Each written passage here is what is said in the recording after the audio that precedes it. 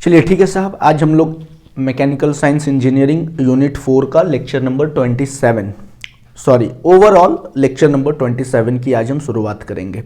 और आज हम लोग कौन सा टॉपिक पढ़ेंगे? Screwed joint. ठीक है, स्क्रू आपने नाम सुना ही होगा स्क्रू का, और स्क्रू भी एक तरह का फास्टनर्स है, हमने बता चुका था। तो ये किस तरह का जॉइंट है? एक तरह का टेम्पररी जॉइंट है ना, क्योंकि आप जब चाहेंगे स्क्रू को खोल सकते हैं without damaging the original part, है ना। ओरिजिनल कंपोनेंट को बिना डैमेज किए हम लोग उसको अलग कर सकते हैं, यानी डिसअसेंबल कर सकते हैं, फिर जोड़ सकते हैं यानी असेंबल कर सकते हैं। ठीक है, देखिए screwed joint. Screwed joint is a type of temporary fastening in which 2 or more parts are joint together. ठीक है, आप तो जानते हैं कि गाड़ियों में इवन बहुत सारे ऐसे कंपोनेंट्स हैं जहाँ पर स्क्रू का इस्तेमाल होता है ना। आपके मोबाइल में भी होता है, छोटा वाला स्क्रू नहीं होता क्या, है ना। मोबाइल ख़राब हो गया तो मोबाइल खोलकर बनाइएगा आप, तो मोबाइल किसके द्वारा कनेक्टेड है? पीछे का जो कवर है या अंदर के जो छोटे मोटे पार्ट्स हैं, स्क्रू के द्वारा। और ये छोटा से लेकर काफ़ी बड़े एप्लीकेशंस भी हैं आपके स्क्रू के। आपका जो घड़ी होता है आप उसमें भी देखे होंगे, अगर घड़ी में बैटरी ख़त्म हो गया, बैटरी लगानी है तो पीछे से आपका तो जो बैक कवर है घड़ी का उसे हटाना होगा। उसमें आप देखे हैं ना कितना छोटा स्क्रू है, और इससे भी बड़े साइज में स्क्रू का इस्तेमाल होता है ना। क्योंकि स्क्रू किस तरह का जॉइंट है? टेम्पररी जॉइंट है। स्क्रू भी आपको जो है बहुत स्ट्रॉन्ग जॉइंट प्रोवाइड करता है। ठीक है ना, दो कंपोनेंट को जोड़ने का हम लोग इस्तेमाल करते हैं bye means of A screw, bolt और स्टड। ठीक है, बोल्ट आप जानते हैं ना, बोल्ट और नट किसे बोलते हैं? ठीक है, मान लीजिए हमने इस तरह का बनाया है ना, this is actually hexagonal bolt है ना, इसको बोलते हैं बोल्ट। ठीक है, और इसको बोलेंगे नट। कभी आप कंफ्यूजन में नहीं जाइएगा, ठीक है ना। ये आपका नट है, this is a nut, this is which kind of nut? Hexagonal nut. This is a bolt. बात समझ में आ गई? तो इसको इसमें हम कसेंगे, होता है ना साहब। तो इसका काम क्या है? दो पार्ट्स को ज्वाइन करना। कभी कभी बोल्ट में नट का इस्तेमाल नहीं भी होता है ना। जहां पर इंटरनल थ्रेड्स होते हैं दो कंपोनेंट के बीच में, तो वहां पर बोल्ट का इस्तेमाल नहीं करते हैं। बताएंगे इसी चैप्टर में हम लोग पढ़ेंगे different types of nuts, different types of bolts, different types of screws. ठीक है, तो screw joint are widely used in machines. ठीक है, मशीन में बहुत इस्तेमाल होगा, स्ट्रक्चर में इस्तेमाल होता है, मैकेनिकल असेंबलीज में इस्तेमाल होता है। क्यों? Because they can be easily assembled. आसानी से जोड़ा जा सकता है दो कंपोनेंट को, और आसानी से खोला जा सकता है, सेपरेट किया जा सकता है दो कंपोनेंट को without damaging the parts. In a screw joint, threads on the screw और bolt engage with internal threads to hold the parts together firmly. आप जानते हैं कि आपका जो बोल्ट है उसमें कैसा थ्रेड है? एक्सटर्नल थ्रेड है, क्योंकि बोल्ट में बाहर में थ्रेड बना है। और नट आप देखिएगा तो नट के अंदर में थ्रेड बना हुआ होता है ना। और वो क्या होता है? आपस में कंपोनेंट को जोड़ने का काम करता है। Bolted joint, screwed joint with nut, screwed joint without nut, stud, these all are the examples of screwed joint. Stud किसको बोलते हैं ना? Stud होगा जिसमें दोनों ही साइड क्या बना हुआ रहेगा? थ्रेड बना हुआ रहेगा। बात समझ में आ गया ना? उसको बोलेंगे हम लोग स्टड। ठीक है, screwed joint is a temporary joint. ऊपर में भी लिखा था, हमने एक अलग से पॉइंट भी लिख दिया है। आई होप आपको समझ में आता होगा व्हाट इज स्क्रू जॉइंट। ठीक है, इसको साहब आप लिखिए, फिर हम लोग advantages and disadvantages of screw joint को पढ़ेंगे। इसको लिखिए साहब। ठीक है साहब, हमने एडवांटेजेस लिख दिया है स्क्रूड जॉइंट का। पहला क्या है? It is easy to assemble and disassemble.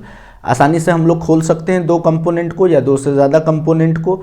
आसानी से उसे वापस से हम लोग लॉक कर सकते हैं by the help of screw.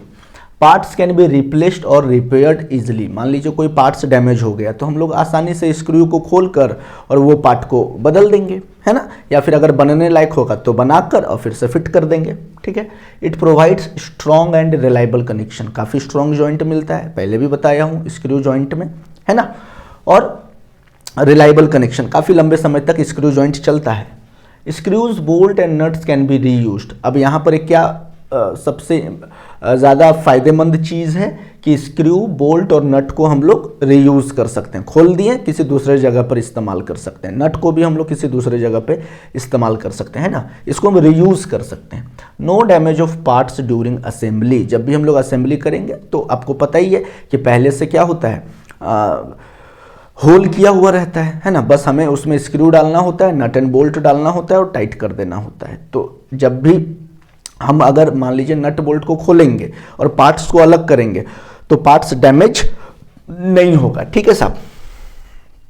It is suitable for both temporary and semi permanent joint. Temporary के लिए तो है ही, screw joint is always provides a temporary joint, है ना, लेकिन ये सेमी परमानेंट भी है। सेमी परमानेंट का मतलब लंबे समय तक हम लोग उसको इस्तेमाल कर सकते हैं, है ना, ऐसा बिहेव करेगा कि मानो कि वो परमानेंट है। लेकिन हम लोग स्क्रू का इस्तेमाल किए हैं और स्क्रू तो पता ही है कि साहब ये टेम्पररी जॉइंट को क्या करता है, प्रदान करता है। इट कैन बी टाइटेंड और लूजेंड एक्यूरेटली, है ना, हम बहुत आसानी से टाइट कर सकते हैं स्क्रू को, बहुत आसानी से ढीला कर सकते हैं। Less skill required compare to welding. Welding क्या है, परमानेंट जॉइंट है और वेल्डिंग हर कोई नहीं कर सकता है ना, वेल्डिंग करने के लिए स्किल्ड वर्कर की ज़रूरत होती है। लेकिन यहाँ पर नट एंड बोल्ट को या फिर स्क्रू को कोई भी कस सकता है ना, कोई भी टाइट कर सकता है। Getting. It can withstand considerable load if properly designed, है ना, अगर हम लोग बहुत अच्छे से डिजाइनिंग करें, बहुत अच्छे से थ्रेड बनाएं, है ना, तो बहुत ही अच्छा लोड बियरिंग कैपेसिटी हमको मिलती है स्क्रू से। It is ideal for maintenance and adjustment work, है ना, बहुत आसानी से हम लोग मेंटेनेंस का भी काम कर सकते हैं, ज़रूरत पड़ने पर मशीन का जो भी कंपोनेंट्स है उसको खोल कर, है ना, और फिर मेंटेनेंस के बाद उसको हम लोग वापस से स्क्रू की मदद से फिट कर सकते हैं। बात समझ में आई? बहुत ही आसान लैंग्वेज में, बहुत ही आसान पॉइंट में हमने आपको एडवांटेजेस समझाने की कोशिश की है साहब। इसे आप अपने कॉपी में लिख लीजिए, फिर हम लोग पढ़ेंगे what are the disadvantages of screw joint. लिखिए साहब। चलिए डिसएडवांटेजेस की बात कर लेते हैं स्क्रू जॉइंट की। पहला है स्क्रू जॉइंट में लूजन अंडर वाइब्रेशन और शॉक, है ना, क्योंकि जब भी मशीन पार्ट्स वाइब्रेट करेगी तो वहाँ पर चांस होता है कि कहीं आपका स्क्रू ढीला ना हो जाए। बहुत बार होता है ना, गाड़ियों में स्क्रू ढीला हो जाता है तो फिर आप उसे टाइट कराते हो, नहीं कराते। It causes stress concentration at thread. Thread के पास बहुत ज़्यादा फोर्स जनरेट होने के कारण स्ट्रेस क्रिएट होता है, यानी बहुत ही ताकत लगती है ना, सारा लोड किसके ऊपर लगता है, थ्रेड के ऊपर ही तो लगता है ना साहब। It requires precise machining of thread. Thread मान लीजिए आप स्क्रू का इस्तेमाल कर रहे हैं या नट और बोल्ट का इस्तेमाल कर रहे हैं, तो उसमें जो थ्रेड बनाएंगे वो बहुत एक्यूरेट और बहुत प्रिसाइज होना चाहिए, वरना नट एंड बोल्ट आपस में टाइट नहीं लेंगे, है ना, तो इसलिए प्रिसीजन चाहिए काफ़ी। Screw joints are heavier compare to other joint. आप वेल्डिंग करोगे तो वो ज़्यादा हेवियर नहीं होगा, ब्रेजिंग कीजिएगा, सोल्डरिंग कीजिएगा, वो ज़्यादा हेवियर जॉइंट नहीं होगा। लेकिन अगर आप स्क्रू का या फिर स्टड का, आप नट एंड बोल्ट का इस्तेमाल करते हैं तो वो जो होगा जॉइंट थोड़ा हेवियर होगा साहब। It occupies more space due to bolt head and nut, है ना, क्योंकि नट एंड बोल्ट का इस्तेमाल कीजिएगा तो ज़्यादा जगह लेगा, है ना। बोल्ट हेड, मान लीजिए ये हमने बोल्ट बनाया, है ना, ये हमने क्या बनाया, बोल्ट, और ये आपका नट है, ये नट है, तो इसको बोलेंगे हम लोग, ऊपर वाला हिस्सा को बोलते हैं बोल्ट हेड। बात समझ में आया ना। और ये आपका पूरा बोल्ट है, ये इसको सैंक बोलते हैं, ये बोल्ट है, ये नट है आपका, ठीक है। तो इसमें बोल्ट हेड और नट होने के कारण ये ज़्यादा स्पेस लेता है ना। It is not suitable for high speed और वाइब्रेटिंग पार्ट्स, अभी बता चुके हैं। अगर बहुत ज़्यादा स्पीड या फिर बहुत ज़्यादा वाइब्रेशन वाली जगह पर अगर हम लोग नट एंड बोल्ट या स्क्रू का इस्तेमाल कर देंगे तो वो ढीला होने का खतरा उसमें बढ़ जाता है। Without locking device, locking device पढ़ाएंगे, what are the different types of locking device, है ना, बहुत ही डिटेल में पढ़ाएंगे। It is time consuming to assemble compare to permanent joint, है ना। जब भी हम लोग नट और बोल्ट का इस्तेमाल करते हैं तो ये टाइम कंज्यूमिंग होता है, बहुत समय लगता है इसमें। लेकिन परमानेंट जॉइंट में ज़्यादा समय नहीं लगता, आप तुरंत काटी लिए, ठोकते गए हथौड़ा से, है ना। लेकिन इसमें आपको एक्यूरेट आपको थ्रेड चाहिए, प्रिसीजन चाहिए, एक्यूरेसी चाहिए। It may lead to corrosion if not protected. अगर हम लोग इसको नहीं बचा पाएंगे पानी से, हवा से, मॉइस्चर से, और अगर ये कास्ट आयरन का बना हुआ है या ऐसे धातु का बना हुआ है जिसमें आयरन कंटेंट ज़्यादा है साहब, तो उसमें जंग लगने की जो क्षमता है वो भी बनी रहती है। इसलिए हम लोग कोशिश करते हैं। बहुत सारे स्क्रूज ऐसे भी आते हैं जो इलेक्ट्रोप्लेटेड होते हैं, है ना, गैल्वेनाइजेशन होते हैं, यानी जिंक की कोटिंग कर दी है या फिर इलेक्ट्रोप्लेटिंग कर दी है, जिससे कि वो क्या होगा, कोरोजन से बचा रहे। It is costlier than riveted और welded joint in some cases. ठीक है, कभी कभी क्या होता है, कुछ कुछ स्पेशल काइंड ऑफ स्क्रू काफ़ी कॉस्टली होते हैं, है ना, लेकिन रिवेट कांटी बहुत सस्ता में मिल जाएगा, वेल्डिंग सस्ता में हो जाएगा। लेकिन अगर आप स्क्रू का इस्तेमाल कर रहे हैं तो हो सकता है आपको कॉस्टली पड़े। Threads can get damaged after repeated use, और बार बार अगर थ्रेड से बने हुए स्क्रूज का, नट एंड बोल्ट का इस्तेमाल करेंगे तो एक समय के बाद उसका थ्रेड भी खराब हो जाता है। ठीक है साहब, ये सारे डिसएडवांटेजेस हैं। हमने 10-10 पॉइंट लिखवाया आपको, एडवांटेजेस एंड डिसएडवांटेजेस। एग्जाम में 10 पॉइंट लिखने नहीं होते हैं, 3 या 4 पॉइंट, 5 पॉइंट बहुत है, लेकिन हमने 10 इसलिए लिखवाया सो दैट कि आप ज़्यादा से ज़्यादा चीज़ों को बेहतर तरीके से समझ सकें। ठीक है साहब, आप इसे लिख लीजिएगा।